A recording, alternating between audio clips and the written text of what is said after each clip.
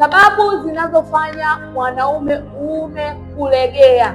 Zipo sababu nyingi sana zinazosababisha mwanaume maumbile yake kulegea, lakini nitakwambia chache ambazo zitakusaidia wewe mwanaume ambaye unapitia hii changamoto ya maumbile kulegea. Kitu cha kwanza, mzunguko wa damu hafifu.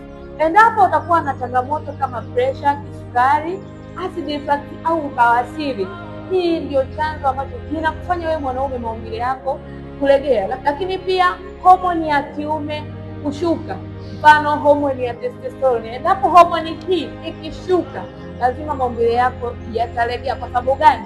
Kwenye uume damu inakuwa haitembei vizuri, na ndio maana mwanaume maumbile yake yanakuwa yanalegea. Lakini pia akili na mawazo, yaani endapo unaenda kushiriki tendo la ndoa, una wasiwasi, una mawazo, hii itakupelekea wewe mwanaume maumbile kulegea, kwa sababu una kitu kingine ambacho unakiwaza. Kwa hiyo ukienda kushiriki tendo la ndoa unakuwa unawaza kitu kingine, maumbile yako yazima yatafinyaa, yaani ile stimu ya kushiriki tendo la ndoa itapotea kabisa. Kwa hiyo ukiwa ni wewe mwanaume ambaye unapitia hii changamoto, yamkini unaiona ni hali ya kawaida, lakini ni hali ambayo itakutesa sana, inaweza kusababisha matatizo mengine kama tezi dume. Kwa hiyo ondoa hii changamoto mapema kabla haijawa kubwa.